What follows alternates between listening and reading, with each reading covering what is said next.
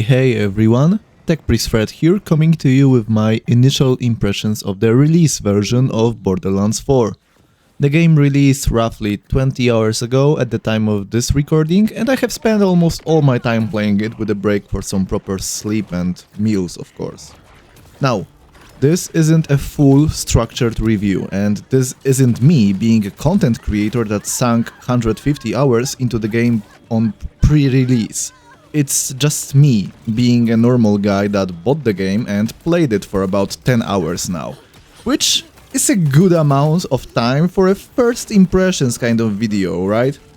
One note though, the gameplay footage in the background is me doing side missions aimed at about level 10 in the game, very early in the story and fairly close to where you start your adventure on the map, so no major spoilers in this video, you are safe, don't worry. So, what are my first impressions? Well, I gotta admit, they are very solid.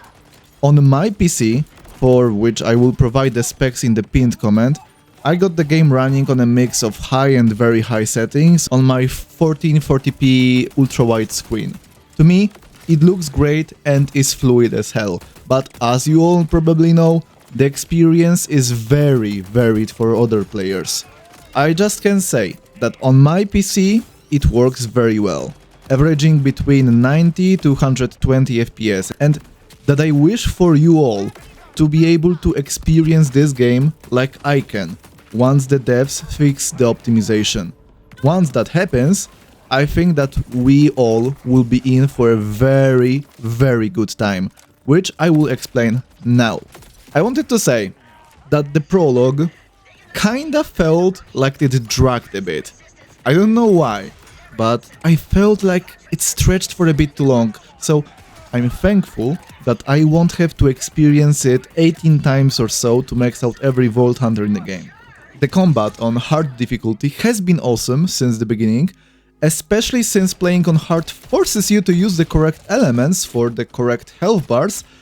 It was annoying at start though, since the shop pool and the drop pool for a rookie that doesn't know the map yet is very limited, and I had to get lucky and drop some proper elemental weapons to get a better experience, since kinetic is reliable but not even close to efficient when you compare it to the correct element. The gunplay is crisp as hell. The weapon system for now feels fresh and I can see a lot of depth in it, especially with how licensed parts and enhancements and class mods will all work together. Overall, this is a total W. Oh, speaking of weapons, Legendaries. I don't know whether that's dumb luck or if that's the standard Borderlands 4 experience, but I dropped 2 Legendaries for now. It definitely is better than Borderlands 3, but I kinda also enjoyed the rarity of Legendaries in Borderlands 2 if you weren't farming them during a playthrough. You know what I mean. When I get to the endgame, I want to farm it all, but when I'm clearing the campaign, I don't want to naturally get the whole backpack full of legendaries like I did in Borderlands 3. It looks like it won't be the case, but I think that it's safe to say that the drops are still higher than in Borderlands 2. Now, the map is so far pretty awesome. You explore it, you find side quests, various side activities, you get SDU upgrades and some other fun stuff along it. I have to say, the transition to an open world looks like a win for the series, though I kinda feel like more fast travel locations between the major map points would be a good thing to add. The humor and the story so far is pretty grounded, at least the main plot is like that. The side quests, well, they are a different story. The devs definitely push the wackiness into those. Overall, those that I played seem okay, and I hope that the trend continues further into the game. For my character of choice, for now, I picked Harlow, and I have to say, I enjoy her a lot, even at the lower level.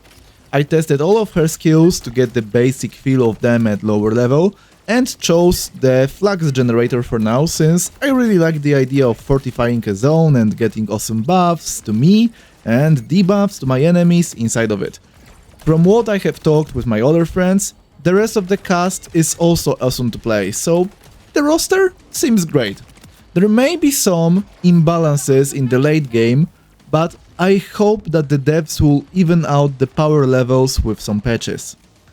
To be honest, the game is a blast, and it makes me get that Borderlands spark that I got when I was a kid playing Borderlands 1 on my Xbox 360. If your PC specs are close to mine or stronger, I can recommend checking out the game for yourself, especially if you are a fan of the series. If you are not sure whether it will run well, in theory you can buy the game on Steam and test it out and refund it if it won't be a good experience for you.